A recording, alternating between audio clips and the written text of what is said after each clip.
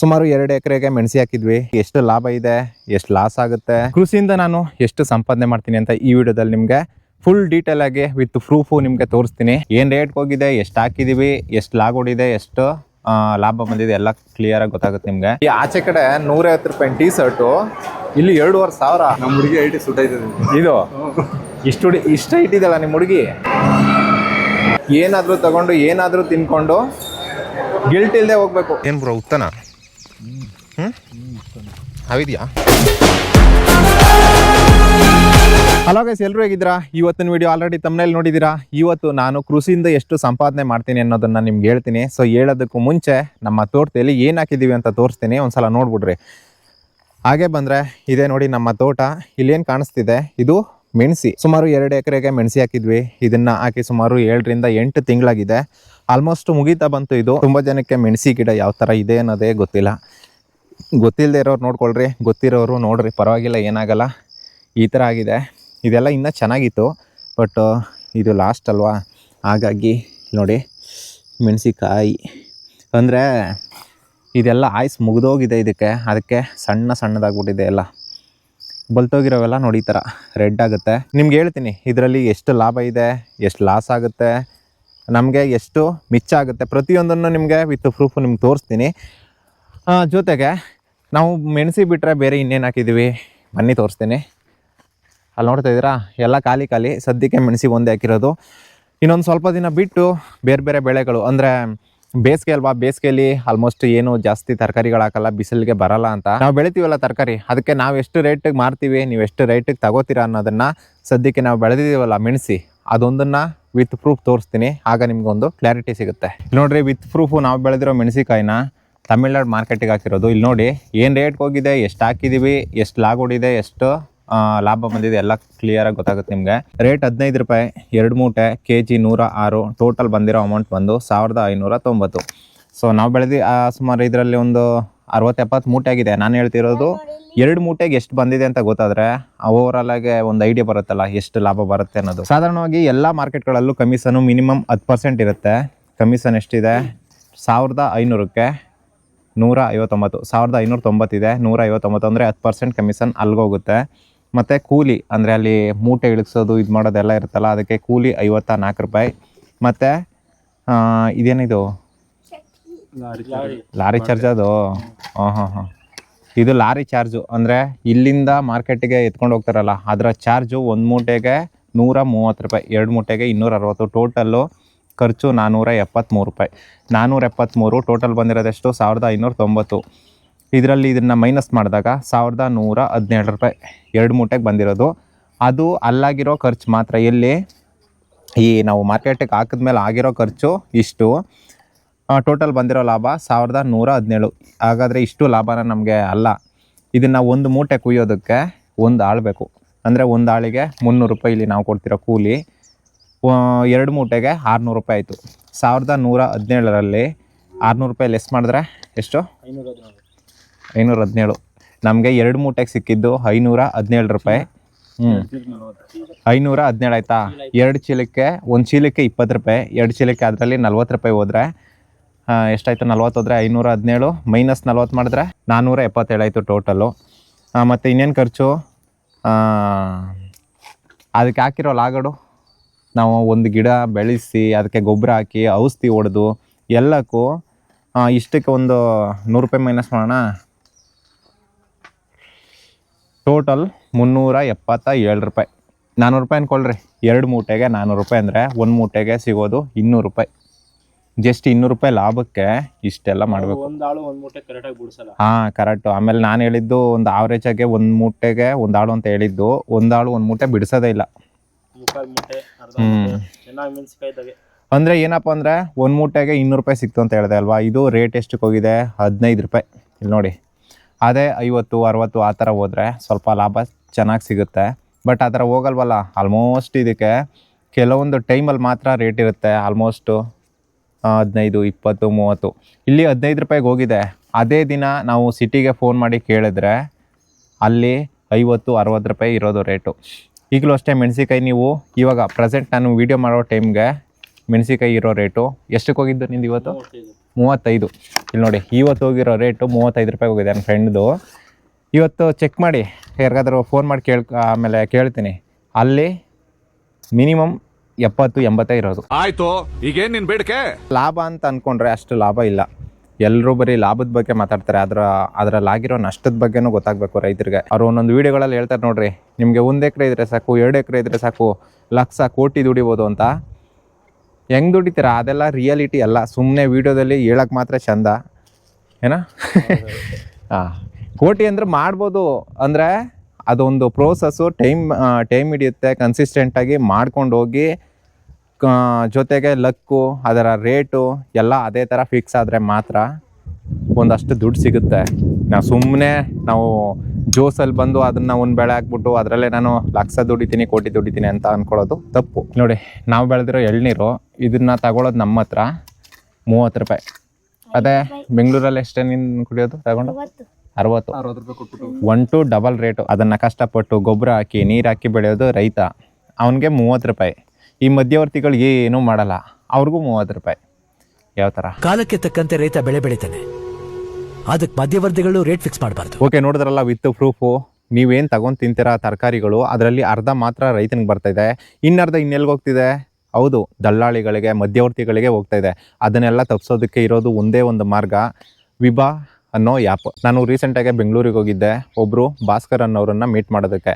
ಅವರು ವಿಭಾ ಕನ್ಸ್ಟ್ರಕ್ಷನಿಂದ ಅವರೇ ಕ್ರಿಯೇಟ್ ಮಾಡಿರೋದು.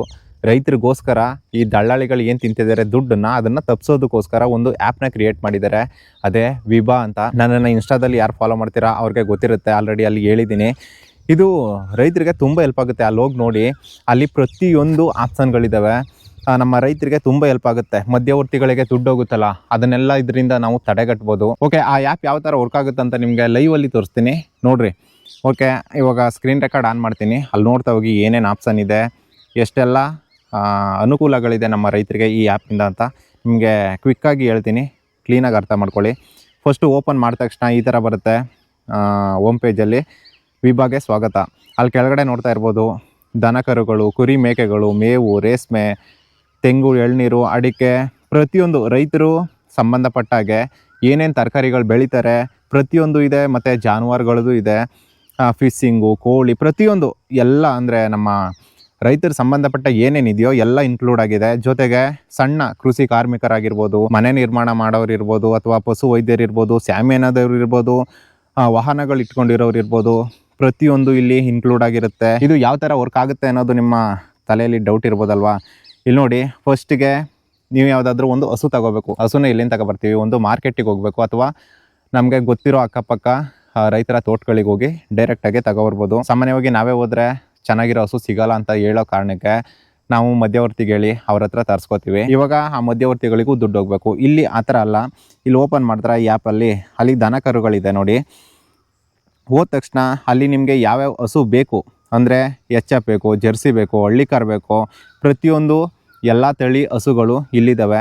ನೀವು ನೋಡಿ, ನಮಗೆ ಒಂದು ಎಚ್.ಎಫ್ ಬೇಕು. ಇವಾಗ ಅಲ್ಲಿಗೆ ಹೋಗಿ, ಅಲ್ಲೇ ಖರೀದಿ ಅಂತ ಅಲ್ಲಿ ಕಾಣಿಸ್ತಾ ಇದೆ ಅಲ್ವಾ, ಖರೀದಿಗೆ ಹೋಗಿ ಅಲ್ಲಿ ನೋಡಿ ತುಂಬ ಜನ ಅಪ್ಲೋಡ್ ಮಾಡಿದ್ದಾರೆ. ಅಲ್ಲಿ ನೋಡಿ ಪಕ್ಕದಲ್ಲಿ ಹಸು ಫೋಟೋ ಇದೆ, ಅದ್ರ ಪಕ್ಕ ಅದರ ರೇಟ್ ಇದೆ. ಅಲ್ಲಿ ಒಂದಕ್ಕೆ ಕ್ಲಿಕ್ ಮಾಡಿ ಅದರ ವಿವರ ಎಲ್ಲ ಸಿಗುತ್ತೆ ನಿಮಗೆ.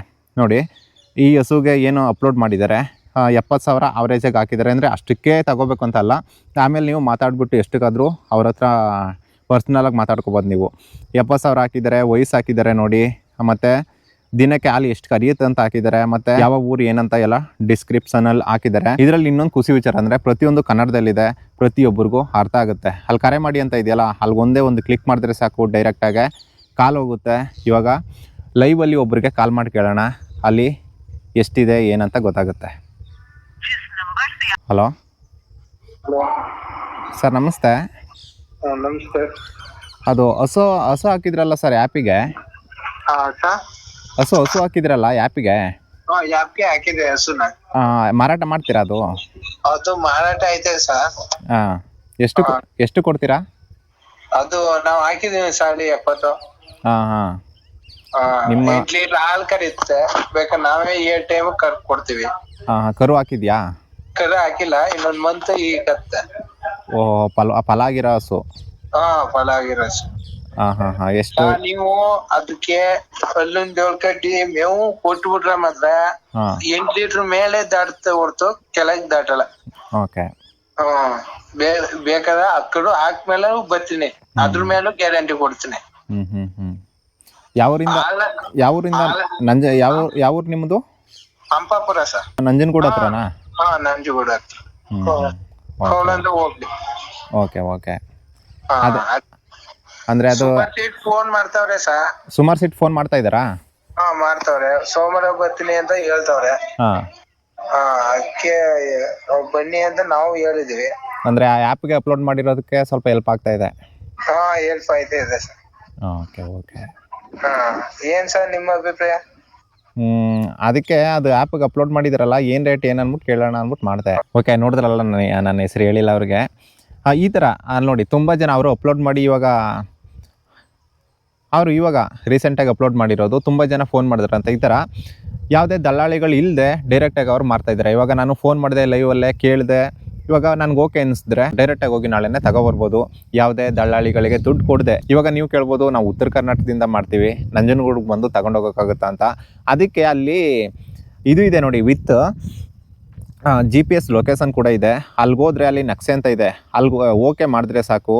ಎಷ್ಟು ಕಿಲೋಮೀಟ್ರ್ ಇದೆ, ಯಾವ ಊರು, ಪ್ರತಿಯೊಂದು ನೀವು ಊರಲ್ಲಿ ಕೂತ್ಕೊಂಡ್ರೆ ಡೈರೆಕ್ಟಾಗೆ ಬೈಕಲ್ಲಿ ಹೋಗ್ತಿರೋ, ಯಾವುದ್ರಲ್ಲಿ ಹೋಗ್ತಿರೋ ಡೈರೆಕ್ಟಾಗಿ ಕರ್ಕೊಂಡೋಗಿ ಆ ಏನು ಪ್ಲೇಸ್ ಇದೆ ಅಲ್ಲಿಗೆ ತಗೊಂಡೋಗಿ ಬಿಡುತ್ತೆ. ಇವಾಗ ನನ್ನ ಹತ್ರ ಒಂದು ಹಸು ಇದೆ, ಅದನ್ನು ಯಾವ ಥರ ಮಾರಾಟ ಮಾಡೋದು, ಅಲ್ಲಿ ಮಾರಾಟ ಅಂತ ಇದೆಯಲ್ಲ, ಅಲ್ಲಿಗೆ ಹೋಗಿ ಅಲ್ಲಿ ಆ್ಯಡ್ ಫೋಟೋ ಅಂತ ಇದೆಯಲ್ಲ, ಆ ಫೋಟೋಗೆ ಹೋದರೆ ನಿಮ್ಮ ಹಸುದು ಅಲ್ಲಿ ಒಂದು ಫೋಟೋ ಅಪ್ಲೋಡ್ ಮಾಡಿ, ಕೆಳಗಡೆ ಬೆಲೆ ಅಂತ ಇದೆ, ನಿಮ್ಮ ಹಸುನ ಏನು ರೇಟಿಗೆ ಮಾರ್ತೀರಾ ಅಲ್ಲಿ ಬೆಲೆ ಹಾಕಿ, ಅದರ ವಯಸ್ಸು ಹಾಕಿ, ದಿನಕ್ಕೆ ಎಷ್ಟು ಹಾಲು ಕೊಡುತ್ತೆ ಅದನ್ನು ಹಾಕಿ, ಮತ್ತು ಅಲ್ಲಿ ಕೆಳಗಡೆ ಸ್ಥಳ ಅಂತ ಇದೆಯಲ್ಲ, ನೀವು ಯಾವ ಪ್ಲೇಸ್ ಅಂತ ಹಾಕಿ, ಕೆಳಗಡೆ ಡಿಸ್ಕ್ರಿಪ್ಷನಲ್ಲಿ ನೀವೇನಾದರೂ ಬರೆಯೋಂಗಿದ್ರೆ ಬರಿಬೋದು. ಅಲ್ಲಿ ಜಸ್ಟ್ ಅಪ್ಲೋಡ್ ಅಂತ ಕೊಟ್ಟರೆ ಅಪ್ಲೋಡ್ ಆಗುತ್ತೆ. ಆವಾಗ ನಿಮಗೆ ಅದನ್ನು ಬೇರೆಯವ್ರು ನೋಡ್ತಾರೆ, ಅವರು ನಿಮಗೆ ಕಾಲ್ ಮಾಡ್ತಾರೆ. ಇಲ್ಲಿ ನಾನು ಹಸುಗೆ ಹೇಳಿದ್ನಲ್ಲ, ಸೇಮ್ ಪ್ರೊಸೀಜರು ಇಲ್ಲಿ ಪಕ್ಕದಲ್ಲಿ ಕುರಿ ಮೇಕೆಗೆ ಬಂದರು ಸೇಮ್ ಇವಾಗ ನಾನು ಹೇಳಿದ್ನಲ್ಲ ಅದೇ ಥರ.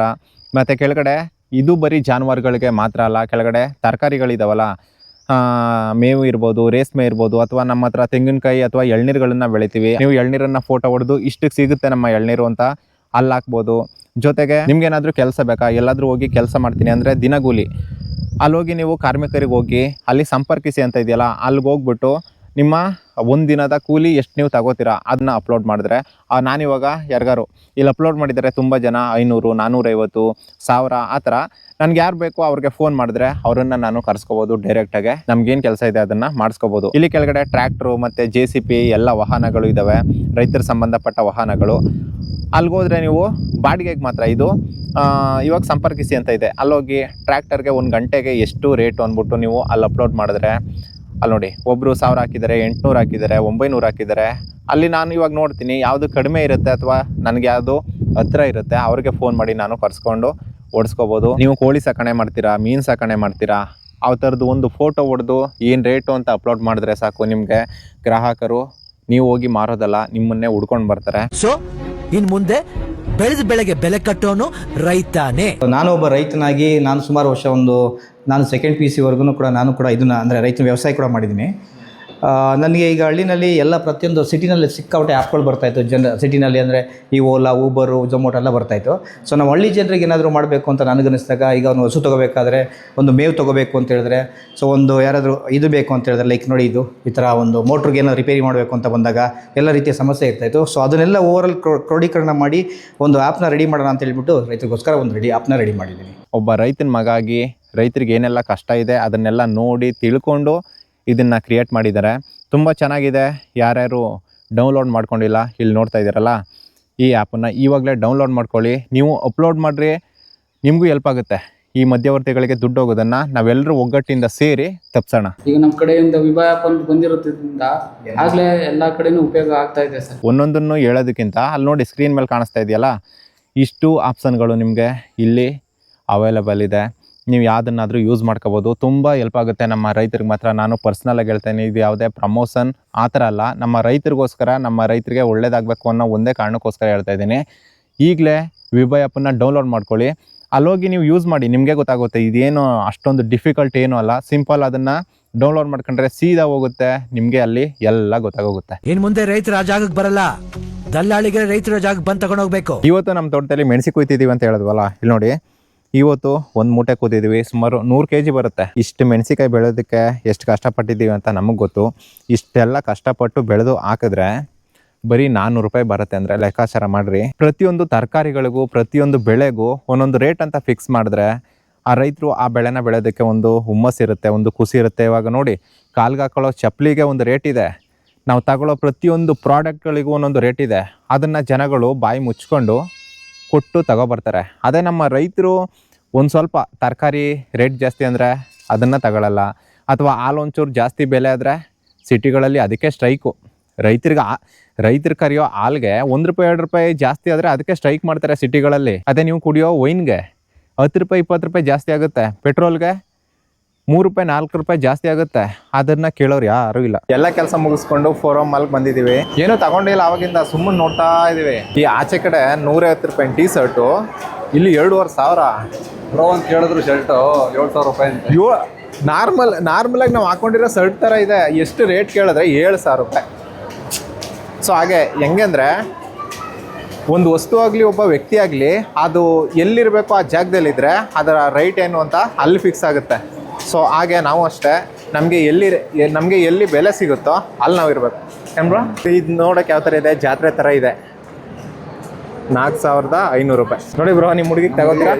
ನಿಮ್ಮ ಹುಡುಗಿಗೆ ತಗೊಟ್ಬಿಡಿ. ನಮ್ಮ ಹುಡುಗಿ ಐಟಿ ಸುಟ್ ಆಯ್ತದೆ ಇದು ಇಷ್ಟು ಇಟ್ಟಿದ್ದಲ್ಲ ನಿಮ್ಮ ಹುಡುಗಿ. ಸೊ ಯಾವ ಥರ ಆಗುತ್ತೆ ಗೊತ್ತಿಲ್ಲ, ಎಕ್ಸ್ಪೀರಿಯನ್ಸ್ ನೋಡೋಣ ಅಂದ್ಬಿಟ್ಟು ಮಲಗಿಸ್ಬಿಟ್ಟವ್ರೆ. ನಾನೇನು ಬೇಡ ಅಂತ ಹೇಳಿದೆ.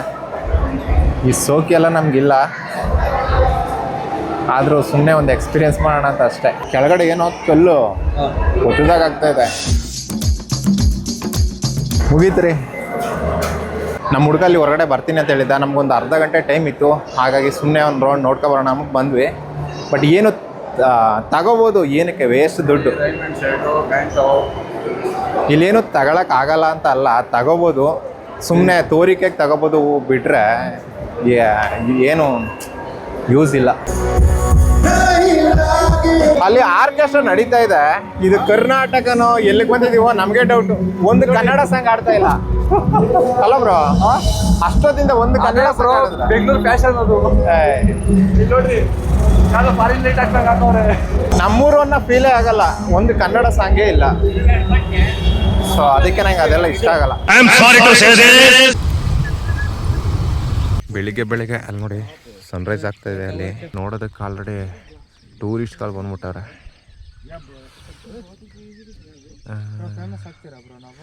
ಏನು ಟೂರಿಸ್ಟ್ ಅಲ್ವಾ ನೀವು? ಇನ್ಯಾರೋ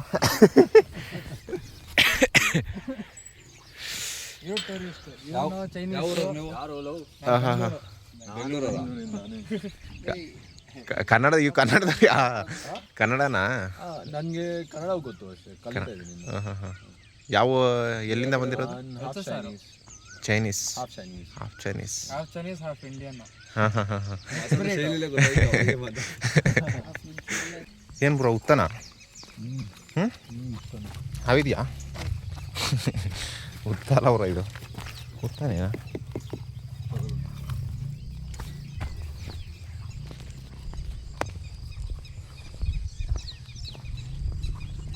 ನಿಮ್ಮ ಹುಡುಗಿ ಹೆಸ್ರು ಕೆತ್ತಬೇಕಾ ನೀವು? ಇಲ್ಲಿ ನೋಡ್ರಿ, ಇಂಥ ಪ್ಲೇಸ್ನ ಯಾವ ಥರ ಹಾಳು ಮಾಡಿಟ್ಟವ್ರೆ ಜನ. ಈ ಥರ ಪ್ಲೇಸ್ಗಳನ್ನು ಯಾವ ಥರ ಹಾಳು ಮಾಡಿಟ್ಟವ್ರೆ.